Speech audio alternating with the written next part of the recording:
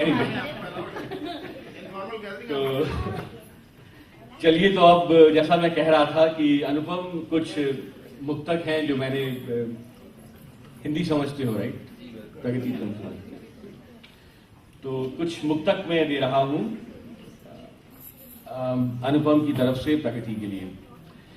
तो इनमें कुछ एक जो कॉमन थ्रेड आपको दिखाई देगा कि और वो तुम बाद में महसूस भी करोगे कि शादी में सब कुछ ब्लैक और वाइट नहीं होता, काफी कुछ ग्रे एरिया होता है। तो ये जो मुक्तक हैं वो कुछ ऐसे ही क्षणों के मुक्तक हैं कि तृप्ति का एहसास तुम हो, तृप्ति का एहसास तुम हो, बिन बुझी सी प्यास तुम हो। तो विलोम देखिए कि तृप्ति का एहसास तुम हो, बिन बुझी सी प्यास तुम हो, तृप्ति का एहसास तुम हो, बिन बुझी सी प्यास तुम हो। मौत से अब डर नहीं है, जिंदगी की आस तुम हो। तृप्ति का एहसास तुम हो, बिन बुझी सी प्यास तुम हो, मौत से अब डर नहीं है, जिंदगी की आस तुम हो।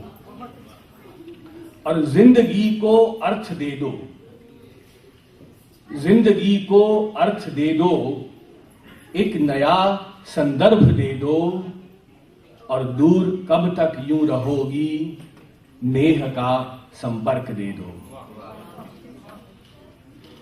और सुख दुख की हर आशा तुम हो, सुख और दुख दोनों की बात है कि सुख दुख की हर आशा तुम हो, चुंबन की अभिलाषा तुम हो, मौत से आगे जाने क्या हो, जीवन की परिभाषा तुम हो। सुख दुख की हर आशा तुम हो, चुंबन की अभिलाषा तुम हो, मौत से आगे जाने क्या हो, जीवन की परिभाषा तुम हो। कि प्रणय की प्रेरणा तुम हो, प्रणय की प्रेरणा तुम हो, विरह की वेदना तुम हो। दोनों की बात, प्रणय की प्रेरणा तुम हो, विरह की वेदना तुम हो, निगाहों में तुम ही तुम हो, समय की चेतना तुम हो।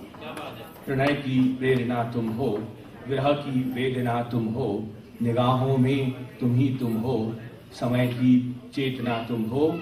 और एक अंत में एक मुक्तक जो मैंने रजनी के लिए लिखा था कि तुम सुंदर हो पूनम के आसमान की तरह, तुम सुंदर हो पूनम के आसमान की तरह, तुम सुंदर हो नववधू के अरमान की तरह, और किन शब्दों में अभिव्यक्ति दूं तुमको, तुम सुंदर हो सोए बच्चे की मधुर मुस्कान की तरह।